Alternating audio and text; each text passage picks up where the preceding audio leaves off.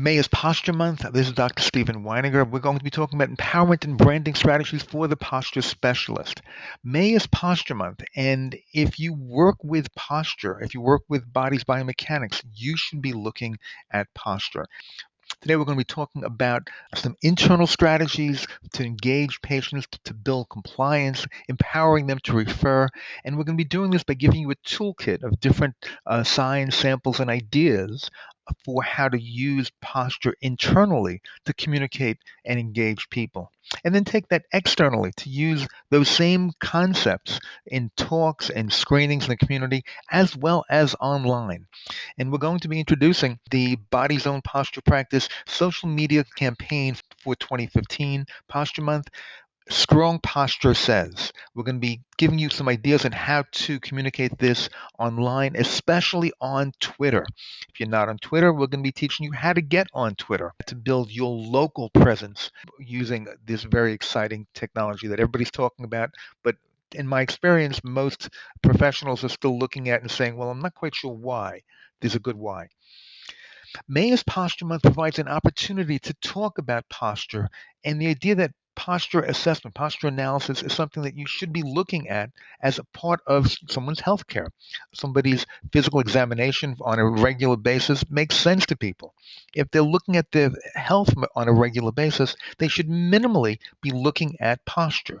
You may be saying that you look at posture, you talk about posture, and I would say fantastic, great. If you document what you're seeing, and document means I can look at the same thing later on and know what you saw today. That means taking a picture, having a consistent benchmark to look at and compare posture, to do an annual analysis at least, as well as during phase changes, is key to be able to communicating and branding yourself as being the posture specialist. We're going to be releasing next Monday, the 20th, the May's Posture Month Toolkit. It goes from the beginnings of how to start looking at posture to build awareness and promoting it in your community. Our goal is building a movement, and we studied different movements in history, and all movements begin with the same step. They have to create awareness of something. And the next thing is, okay, what's the message that we're creating awareness of? When you look at things like what the dental profession has done in the 1930s, they had a public health campaign, keep your teeth clean. We're going to be talking about building posture as a movement and looking at its connection with many other facets of life, from sitting to standing to working to exercising to sleeping. That putting out the idea that posture is important to move, feel, and be well. From the beginning point that people come to a chiropractor for, posture is important to move pain-free. So communicating and building posture awareness and the idea that you need to have an intelligent posture environment, a biomechanic environment, in other words, an ergonomic environment, and combining that with the idea that having therapy of some kind to facilitate the ability to move, things like chiropractic to unlock joints and stimulate neurologic function, as well as muscle therapy to unlock muscle and fascia, and then combining that with daily habits to get people moving and feeling well and to keep them moving and feeling well. We teach postural exercises to facilitate this, to empower the people, and we're going to be talking about that in a little bit. For those of you that have been to our seminars, you know what we talk about. For those of you that have seen us in the media, this month's issue of Women's Health, and it talks about talking to chiropractor Dr. Stephen Weiniger, author of Stand Tall, Live Longer, about how posture affects breathing. They go on to talk to the head of Harvard Medical School's PT school about posture and some other experts. Then they talk to me again. Shape Magazine featured us and the PostureZone app in a recent issue. I was in New York literally last week. I spoke to editors at Women's Day, Red Book, Women's Health, and a few others to promote the idea that posture is important. Our goal is creating a contagious posture awareness, posture consciousness, but not just being aware of it, being aware of a direction to it, a strengthening direction to it. We call that strong posture. And so to help you build that, we're going to be giving you some tools to start creating awareness locally. Um, One is this flyer, May is Posture Month. It's time for your annual posture analysis. You want to have you want to work towards stronger posture for pain-free movement, which is why people come to people in the first place, but also for the other things that clinicians do along with posture. Sports performance, appearance, balance, and aging well are all things that are integral to people's happiness and for which posture and strengthening posture can make a tremendous difference. And there's a number of studies showing that posture affects pain as well as function. And if you are concerned about your health, you should be having a regular benchmark of what your posture looks like. Doing it against a grid lets you see what it looks like and compare things more accurately from year to year. In terms of empowering people, some of the things that we've done, if you've read Stand Tall, Live Longer, an anti-aging strategy, it's 10 minutes a day to keep your body active and pain-free, and talks about a beginning strong posture exercise program. The Posture Pictures book talks about posture assessment and screenings, marketing and forms for professionals. And they both put out the message that posture can make you look old, and just trying to sit up straight doesn't work after a while because your body adapts to change. And empowering people along with the clinical treatment is essential to maintaining a relationship with somebody, to take care of themselves in a way that they can perceive the benefit of what you're doing for them by what they're doing for themselves. In other words, if you're doing a strong posture exercise and you can feel where your tightness is, and I adjust you, and you can then move better, you know that I'm helping you to move better. We begin this process with posture awareness, taking a picture. Very, very famous playwright Anton Chekhov wrote, "Man will only become better when you make him see what he is like." If you take posture pictures, you know a picture's worth 1,000 words, and it's like a bunch of blocks or stones balancing. The way they balance over the central point tells you about the stability of the whole structure. You know by looking at it, it is standing up, it's balancing. The deviation of the masses gives you a benchmark to compare one time to a different time. And the posture zone model that we talk about is about getting the center of mass more closely aligned of each of these posture zones, getting the middle of the head aligned over the center of the torso, aligned over the center of the pelvis, aligned over where you're standing. The second posture principle that we talk about is your posture is how you balance those four posture zones. And especially now, where there is a growing awareness of the impact of posture in our computerized sitting society, and corporations know that there's an impact of a sitting lifestyle on workplace stress. Apple's coming out with the Apple Watch. One of the apps that comes with it is a Remember to Move app that will give you a buzz, remind you to stand up for at least 1 minute every hour. And here's a key point. Standing up for a minute, an hour, it's only part of the issue, because sitting is the new smoking is a composite meme. There's two different things that are overlapping. One is activity versus inactivity. The other is the structural biomechanics of bending the body. And communicating this in a way is what we talk about to empower and communicate that segmental motion and posture zone motion are both important, and they're separate, but they interact with your ability to be active. One of the that's in the May's Posture Month toolkit is the perils of sitting. The head sits on top of the torso, which sits on top of the pelvis, which sits on top of the feet. And when there's stress at one point or another, it can make common symptoms. And to check their posture alignment, to make them aware of it with things like a free app, we use PostureZone to benchmark how people balance those four posture zones, and to measure it and give them the ability to measure it themselves to see how their posture is, to create greater awareness and empower them. The thing we've done with the PostureZone app, and it's a free app for iPhone, and it's a way of benchmarking from the front, back, and side how those four posture zones are aligning. When you're taking a posture picture, you want to have a protocol. You want to do it the same way every time so you can compare today's to the one you took last week, last month, last year. You want someone freestanding, a grid or a regular background makes sense. You don't want to do it where there's nothing in the background to reference again. You want to take it straight on from the front, back, and side. The instruction you want to give them is key. You want to tell them to stand tall and show me the best tall and strong posture. If you tell them to just stand relaxed, patients will then try to stand straight, and you end up with an uneven benchmark. Our goal is creating a self-aware documentation of their perception of the best strong posture. If you believe that, if you tell someone to stand straight, then when you take an objective picture, they will indeed be standing straight. You are incorrect. Most people, the problem is they have sensory motor errors. Their body is where they not where they think it is, and by benchmarking that and then addressing it either from a chiropractic point of view or a posture exercise point of view or both can make a dramatic difference in how they're looking at their body as well as what you see when you're looking at their body. So we're going to be, along with this kit, we're going to give you a video of how to take a PostureZone picture and as well as another video on how to use the PostureZone app. And we're going to be talking to you about communicating the ideas that sitting is the new smoking is not just about activity, it's about folding biomechanics that affects things like pain, obviously, but also performance and literally aging because of the effects on breathing, on your GI tract, on cortisol levels, as well as body mind. When your body is folded, that posture zone alignment of head, torso over pelvis becomes less aligned. The whole, what we call kinetic box, literally crumples as the body becomes shorter. The buzzword now has become sitting is the new smoking.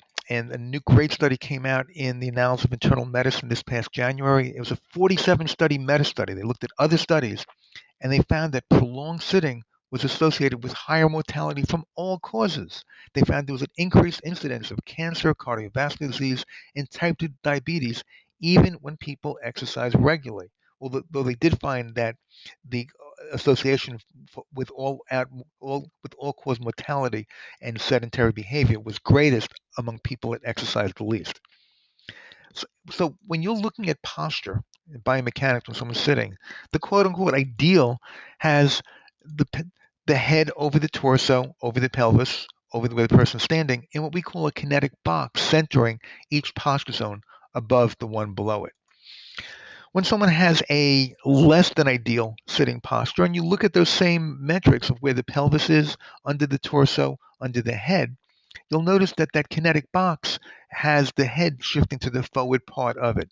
This is forward head posture, but framing it in a PostureZone model lets you communicate a lot of other things as well as giving people the tools to do something about it. Over time, when posture breaks down or when habits get even worse, the greater the deviation of head and torso over pelvis, create more and more of a crumpling of the kinetic box and more a restriction of function where people literally can't take as deep of a breath. And the kinetic box becomes shorter, squatter, and wider as that box collapses. The connection between the torso and the pelvis is at the core of the PostureZone model. And indeed, there's another name for it. It's called the core. The deepest muscles connecting torso and pelvis are the deep core muscles, the transverse abdominis, multifidus in the front and back, and above and below is the pelvic floor and the diaphragm, two very similar structures. Stabilization begins with the function of those deep inner core stabilizing muscles to connect the torso and the pelvis. And when you look at the torso and pelvis connection externally, if there's functional asymmetry in how they are when they're standing in a gross postural manner, you know that those deep inner muscles have to be being affected. So if you look at the relationship on a body of the diaphragm on top, the pelvic floor on the bottom, which is kind of like an inverted muscular diaphragm, the multifidus in back, which is segmental between the vertebra and the abs in front, when you're putting a body in a sitting position, that torso pelvis alignment literally folds. The spinal segments buckle And when you look at somebody in a common sitting posture and you look at where their body is, the spine is buckling instead of the lordosis forward, it's coming into kyphosis. The muscles are not engaged in weakening and ligament stretching in a way that creates a structural problem. The torso pelvic floor distance is shorter with this crumpling of the kinetic box. And what happens to the abdomen in front, to the abs? Instead of being a nice vertical line, all the viscera has to go somewhere. Guess where? Into that pooch, which makes the muscles again develop in that lengthened, weakened position. If you want to age well, you should be having an annual posture picture. You should be looking at your posture and being aware of what it is and working, taking steps to strengthen it, which includes maintaining segmental motion. We're giving you a lot of pieces. We're going to be tying this together at the end. You want to be hitting them with the idea that your office is a posture environment. You want them to see multiple images about Posture Month in the office in different places, in the rooms, in the hallways, and you want to be putting these same messages out in different ways to everybody there. Strengthening posture can improve both pain as well as other aspects of health, from sports performance to how you're aging to how young you look. When you think about it, people with good posture look better. We're looking to build consciousness on multiple dimensions, not just on the patient, but in the society, and giving the patient the ability to communicate ideas and sound bites to people that they know in our society to create a branding position that's congruent with what everybody knows about biomechanics, and that includes segmental motion as being really important for bodies to move, feel, and be well. And I'm a chiropractor, and I know that that's true. And if you are, you know that's true as well. So in terms of looking at posture from a posture zone model, I'm going to give you another video, a really fast video to show you what we see looking at somebody by posture zones, given the directive of stand tall, show me your best tall and strong posture. And that's also going to be in the May's Posture Month follow-up email that you will be getting to give you the all the flyers and the handouts. And we're going to be giving you a framework to tie this together at the end. Plus, we'll be able to answer a few of the questions that you may have. Everything else that we've talked about are things that I'm happy with and I'm proud of, but I think the coolest piece that we've done getting ready for May's Posture Month is the 31 Days of May Posture Month social media campaign. We basically have 31 share images that are going to be released on a daily basis to everybody that is a posture person that wants posture to be more important in the world, by putting it out to their friends online, not just in the real world, as well as their friends. We hope to really build the movement that posture is important. So, two hashtags that we're talking about is hashtag Posture Month and hashtag Strong Posture. And the goal is telling the world with social media that you want to stand taller. It can help you live longer. In fact, it's an anti-aging strategy. To begin with, I'd like to find out who here is on which social media. I'm going to put up a poll right now. Let's do this together right here, right now. 96% people are on Facebook, 38% on Twitter, 42 LinkedIn, and Pinterest, and is more than Instagram. Interesting. Okay, so moving along, we're going to talk about the 31 Days of May campaign. If you're on social media, we're going to email you our social media handles and friend us, link to us, be like us, whatever, but get it so you see our page. And daily for the month of May, come to us and we'll be sending you the images to put out there on your social media. You want to put it out there both with the hashtag of strong posture as well as the hashtag of Posture Month, because we're promoting the idea that posture is important. If you want to set up a Twitter account, if you don't have one, we'll give you a video on information on how to do that. In terms of May's Posture Month, one of the things I've learned is you gotta plan. You can't just wake up and start doing something. Everything we're showing you, we have been planning for the past literally few months. The May's Posture Month toolkit is going to be releasing on the 20th. With the things we've talked about right now, I suggest that you start what you want to do. Any lectures you want to be talking about, any ideas that you would like to start doing in terms of putting things up in the office. If you have a posture grid, if you have any posture posters, getting those put up on the wall now, getting the office clean, doing a spring cleaning. Monday, you're going to be getting the toolkit. That's going to have links to everything we talked about, as well as links to download a bunch of the handouts that we've talked about. Later on next week, or even before, if you have the opportunity, set up any lectures you can. Yes, we have PowerPoint lectures. No, you don't have to use ours. You don't have to be a CPAP to use ours, but being out in the world, talking to people, doing screenings is a good thing. Next week, start doing the printing. I suggest waiting until after you talk about lectures, because the toolkits that we're going to be giving you are going to have a lot of pieces you may want to print for the office. If you get a lecture in front of the local Kiwanis and you suddenly have 100 people, you may want to do a bit more printing. I suggest doing printing at the printer rather than in-house. It looks better. And what you want to start doing when May 1st, start sharing the images that come in. There's going to be a different image that comes in every single day. If you're inviting people to an event online, you want to include an image for that day. You want to tag your practice and you in images that you're putting out there. You want to hashtag strong posture and hashtag posture month in everything that you do. And the pieces that we've created talk about the different things that posture can affect. Your self-confidence, the fact that how you're aging, how well you're moving from a dance point of view. If you're an athlete, the discipline, strong posture focuses on your attitude.